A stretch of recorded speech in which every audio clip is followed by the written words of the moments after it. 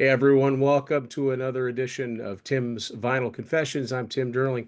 I've got a very special guest, first time to the show, although we've communicated a lot online. I want to introduce Patrick Krake from the Facebook and Instagram page, Eight Tracks in the Wild. How are you doing, sir? I'm doing excellent. Thanks for having me. Uh, Now, Patrick, like we've been talking back and forth for quite a while, and I've bought tapes off you and stuff like that. I'm going to ask you the same question that a lot of people ask me. Why eight tracks? Because, in contrast to every other style of music there is, this is the only format. This is, well, not the only format, but this format requires the most work to listen to, the most maintenance, and the most hassle. So it's always been a labor of love to do it.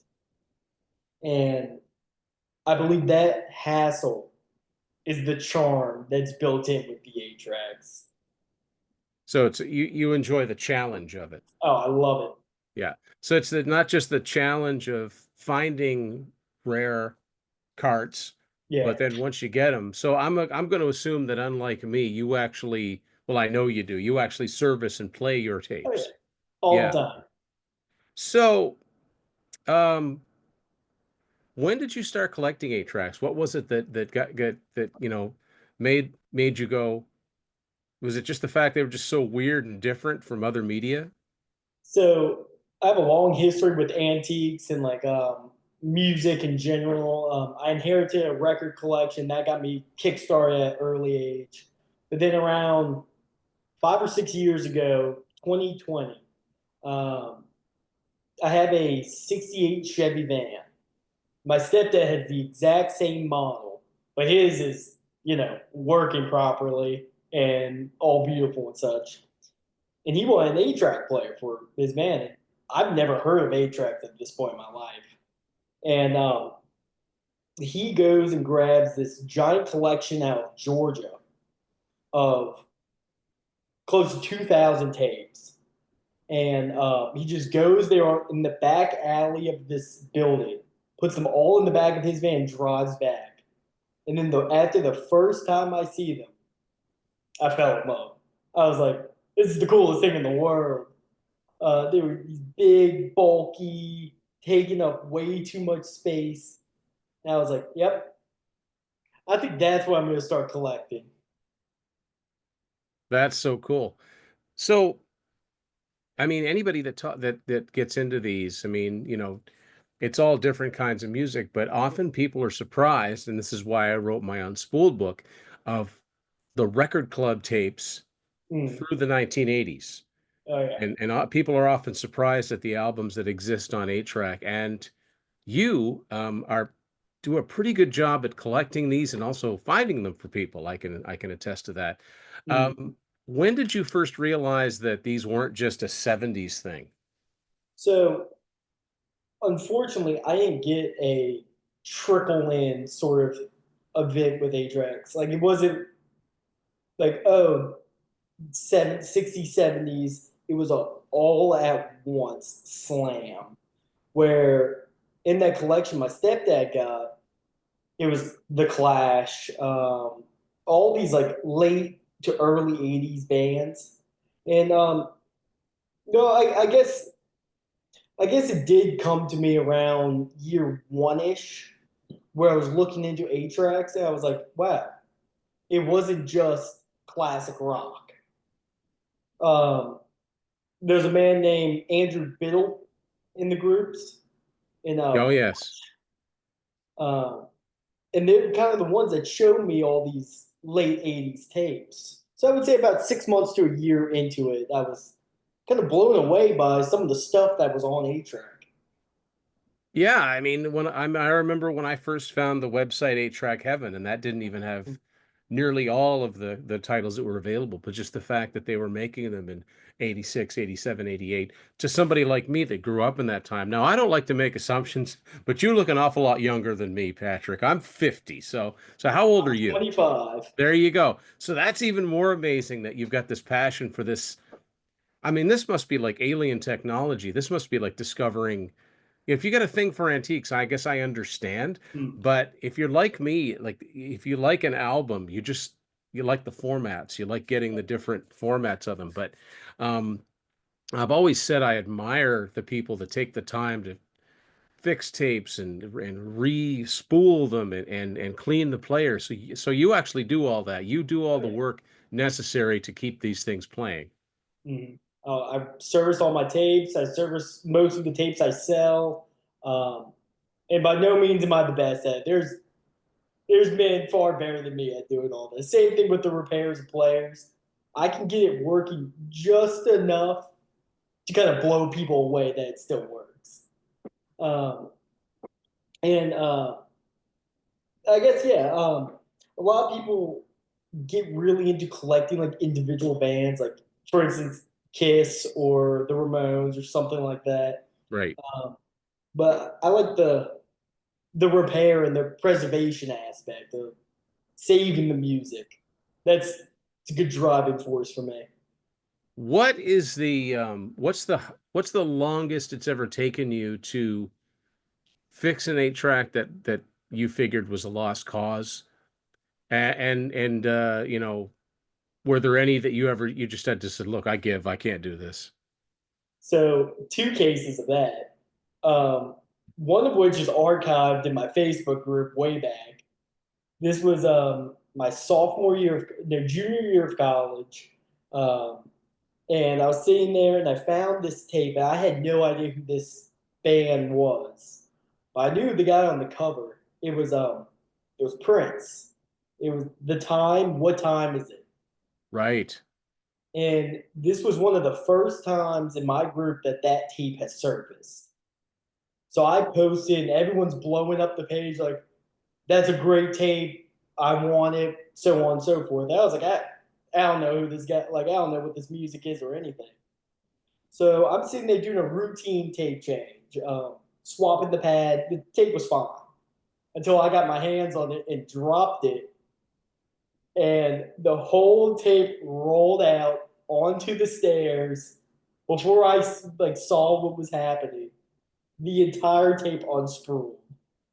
And I posted a photo of it, and I proceeded to take about 4 days of re-spooling it, then making it too tight, so having to go back, make it looser, and then having to take an iron and iron out all the crinkles. It was a hassle. Yeah, there's a lot of tape inside one of those. Uh, and the worst part is, the music wasn't even for me. I listened to it. I was like, "Oh yeah, it's all right," but like, I would have spent 4 hours fixing But it. you did it. You I did it. sure did.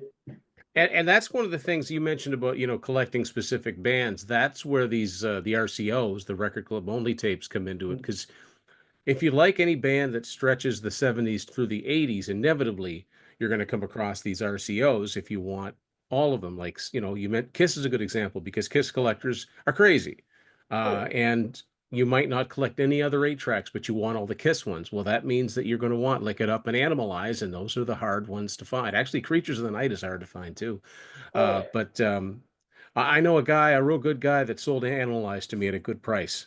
Uh, but um, but yeah, I mean, I just think it's cool that, you know, that younger people are discovering this technology in an age where it's the absolute polar opposite of digital. I mean, Yeah. not only is this physical media, but this is hands-on physical media, and this is work. And that's one thing that I've heard from 8 track collectors that play their tapes is, you know, don't just get a tape and ram it into the machine. That's I mean, it might work, but more likely than not, you're going to get tape spaghetti. Spaghetti. It's gonna break. It's gonna be your whole evening's gonna be dedicated to fixing your player, fixing your tape after that one. Yeah. And yeah, it is. So when I was off at school is when I got really heavy into collecting because I'm from New Orleans, but I went to a school up in Lafayette, and the contrast of those two cities are New Orleans has been underwater a handful of times. So we don't really have many old collections still around. Right. Or up in Lafayette, they were everywhere. It's how I discovered so much new, well, new to me music, Yeah.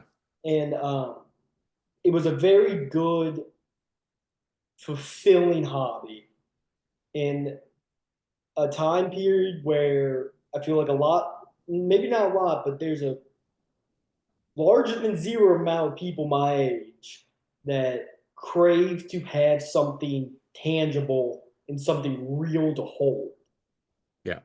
which is a big appeal of the physical media Yeah.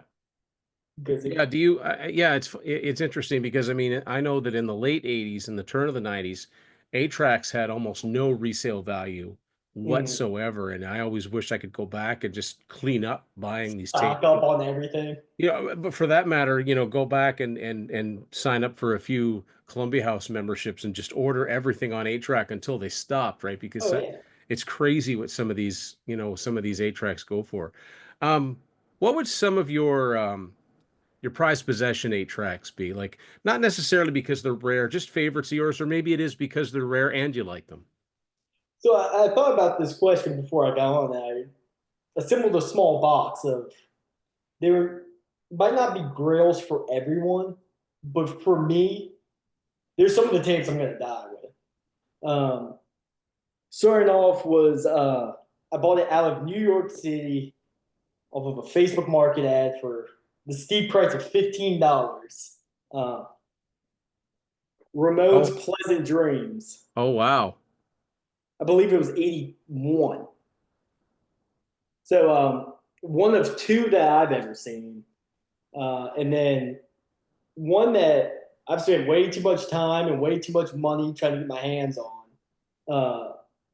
But it has made me the only complete Ramones collection that I know of. And that's Ramones Subterranean Jungle That's like 83 or 84, isn't it? 83, which Yeah. arguably harder to find than something like this, where in 1984, Except Balls to the Wall came out. Yeah. Because that was the dead year for 8 tracks, 83. I think And that's 100% of the Accept 8 track discography right there too. I believe that's I think that's the only one. they have the one album that has a sword on it. It was released late seven. I think it's their first album. Is that got the girl with the chainsaw on it?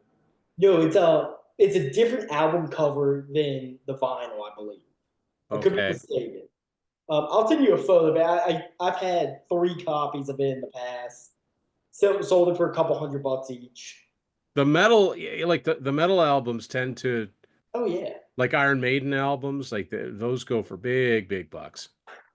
Another one. Speaking of metal, is a K-Tel. Oh, that's that's one that I'd like to have Oh yeah. because it's got Mean Streak by Y&T on it. And Mm-hmm. as far as I know, that's the only song of theirs that's on 8 track with the shortened name of Y&T. I've got the first 2 albums under the name Yeah. Yesterday and Today, but I knew Mean Streak was on that Masters of Metal. So yeah, that's cool. That's really cool. Um, That's a good compilation too. the whole album's That's a fantastic. good mix of songs. Yeah. It's actually the album that got me into the band. It's a local band, Zebra, Oh yes, right. Big New Orleans band. Yeah. and I met the bass player or the guitar player, whoever instrument Randy played. Randy Jackson. Yes. Yeah.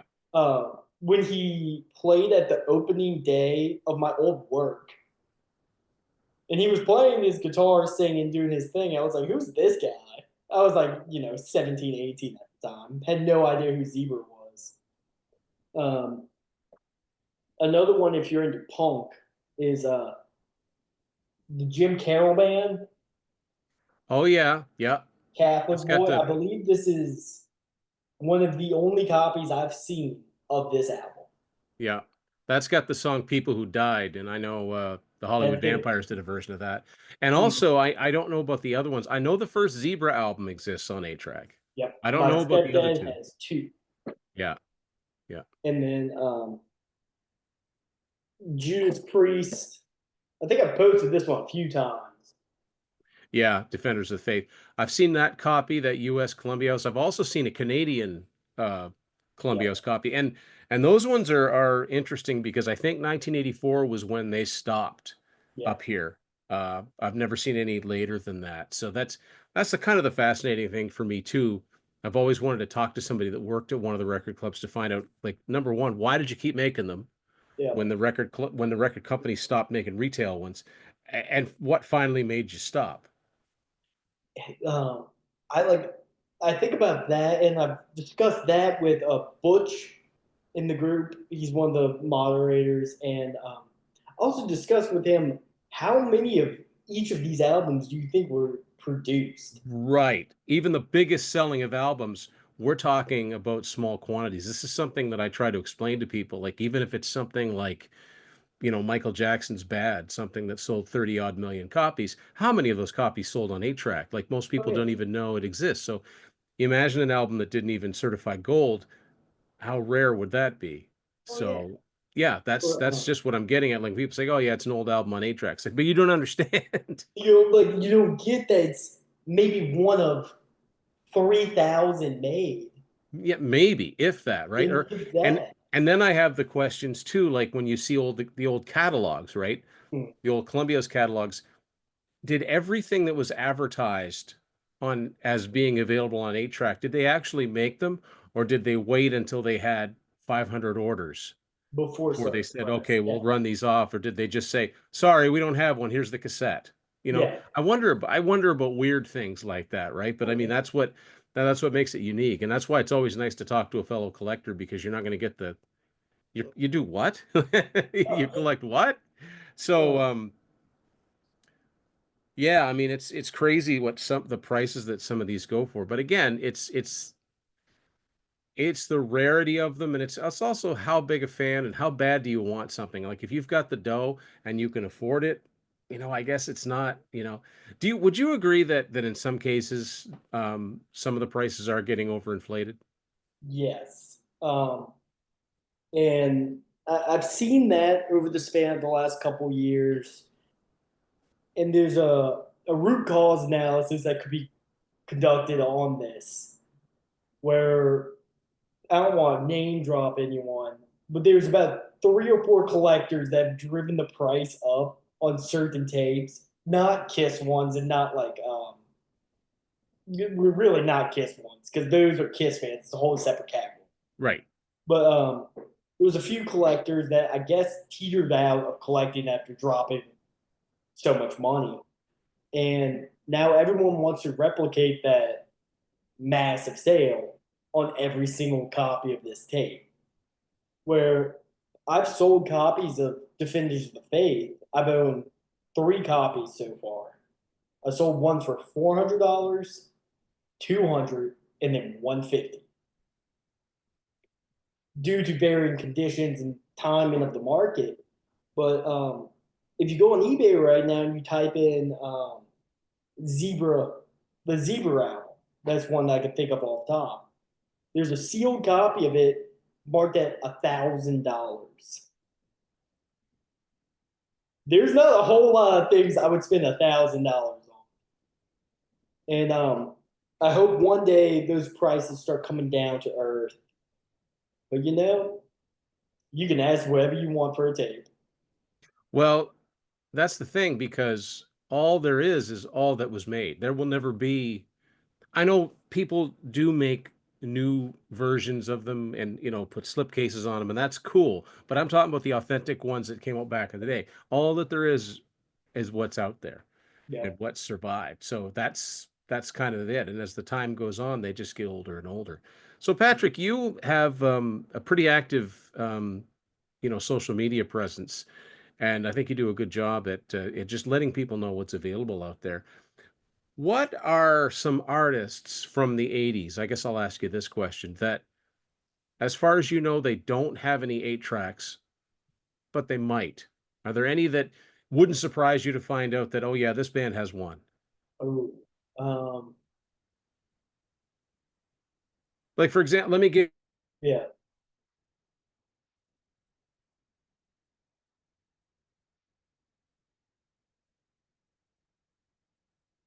So,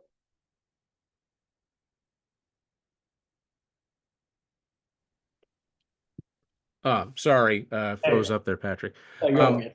so I wanted to give you one example that someone asked me about was Poison. Look what the cat dragged in, their first album from 1986. Yeah. Now, I said, well, not that I know of, but I can't say definitively that it doesn't exist, and here's why. Because Stryper, who were also on Enigma Records, their 1986 album, To Hell with the Devil, does exist as a Columbia House 8-track. So that's what I'm talking about. Are there bands that, as far as you know, don't have 8-tracks, but it wouldn't surprise you to find out they do? My like white whale of a tape, because I feel like a lot of collectors like pondering this topic, would be Beastie Boys, License to Ill. Yeah, I think definitely. that album, it was what, 87? Late 86 it came out. And they were already semi popular at the time. Yep. That I could foresee that of to slip in the maybe dozens of production. Hmm. Yep. Yep. I've But then heard a you lot also of have to people think mention of, that. And there's logical reasons why. yeah. Because Def Jam was distributed by Columbia. Hmm. Columbia House was a division of CBS. So they Hmm. were already on the label. Yeah. I've got Europe's The Final Countdown. Yeah. That came out in 86 on CBS. Lots Which of albums did. And in this that, was a big album. oh yeah. And like for instance, your Europe tape, that's not an album I would have thought would have made it. No, that's one of those ones I like to show people and they go, "What?" Yeah, they're Like, like, "No, what? this is legit. This Yeah. exists on 8-track." Uh, but Beastie Boys is definitely up there on that list. And then that see that's a hard one because you have to. There's bands that I would have loved to be on 8-track, and that if I could go back in time, I would push for it. But realistically, Beastie Boys, Poison, um, they would be on it, or at least I would think. But you Yeah. also have to think of if they were the clientele that would have bought it. It would be 15 to early 20-year olds driving around in a GTO, playing the tape, tossing it in the back of their car, leaving it out. They would have got destroyed, Yeah. much like any and all AC/DC tapes. If you look at the quality of most of them, they're all rad. Yeah. The type of people that owned them, they was younger party guys. Yeah. So if there's a Poison or a Beastie Boys out there, Yeah. And I even wrote a section in my Unspooled book on tapes that could exist, why and possibly why not. Another band that comes to mind is Twisted Sister yeah, because Rat have 8-tracks. you have two, They've maybe, got this is another weird one because the EP and yeah, Invasion of Your Privacy, but not Out of the Cellar, the one in the middle, the big they're one. the biggest one. Yeah. So they were on Atlantic. Yeah, Twisted Sister were on Atlantic. So I'm kind of surprised that like Stay Hungry and Come Out and Play, but maybe they do, and maybe there's just so few of them. But then I also say, it's 2025. Don't you think by now yeah, they would have surfaced? yeah. But I mean, I'm always willing to be surprised. It's just you know, but it's those funny kind of things. And most people, the thing is, the point I was trying to make when I wrote my book was like most people collect something. Hmm. And, vinyl collecting has always been cool. And now cassettes kind of have that cool factor too. I want it to be cool to collect 8-tracks, you know? Oh yeah. Why not? So, you ever buy any reel to reels? So besides 8-tracks, I have a very impressive reel-to-reel collection, um, which again I got into because of my stepdad. He's one of my biggest music inspirations. Yeah. I have a Sansugi 9090, the big quadraphonic deck. I bought for $60 out of a record shop in Lafayette, and I either bartered, trade, or got extremely lucky scoring all my reel to reels. Yeah, to me, those are like the last frontier of they're like a step beyond 8 tracks because I don't remember them at all. I don't remember reel to reels being sold with pre-recorded music on them. I only ever remember them being used for recordings. So when I found out that they were Kiss and Aerosmith and Alice Cooper, and it was like, that's crazy. But they've never gone down in price to a point where uh, I'd say, oh yeah, well maybe I'll get a couple because I know myself too well. If I Dude, get one, I want to get more, and that's just not going to happen. But those Kiss ones, I sent four of them up to a collector in Canada. yeah, He lives by Ontario, and it was quite the purchase. yeah. Destroyer, Love Gun, I think Alive one, and the Rock and Roll. Okay. That's another one. I've never seen a Kiss one past Dynasty, so I'm not even sure, you know. Although if you look on Discogs, Columbia House again made them available longer because you can see Van Halen 1984 I got that and one. yeah, do you? Oh yeah, Oh, that's so cool. I've seen Steve Perry Street Talk, yep. Yes 90125. So yeah, they're out there. It's just, as rare as 8 tracks are, these ones are just a step beyond. They're beyond the realm that any casual collector. Yeah, because I think a lot of people don't even know, they're like me, they don't even know that pre-recorded albums were made in this way. And I only found out about those. I read a book by Dale Sherman. It was a collector's guide, Dallas Cooper, and he had a picture of the Killer album. So it Yeah, came in a box, a little bigger than a CD. I'm like, really? They they sold them this way? I didn't know. So that's pretty crazy having all those,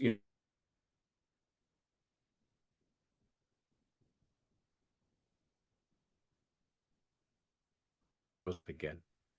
Oh, yep, I'd yep, say I froze up again there, Patrick. got your back. Um, so yeah, it's pretty crazy the fact that for between 86 and 88, if you were in the Columbia House, you had four choices of formats.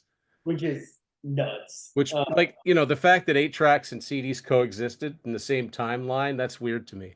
Oh But yeah. anyway, so so Patrick, I don't think I have any more questions. This has been a great conversation. What do you want people to know about 8 tracks in the wild on Facebook and wherever else it is? Tell people about it.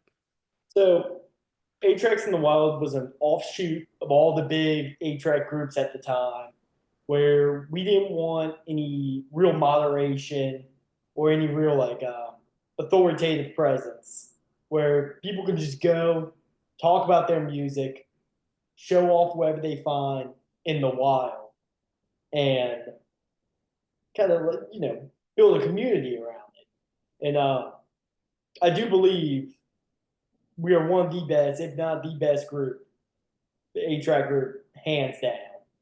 Um, is that because I own it?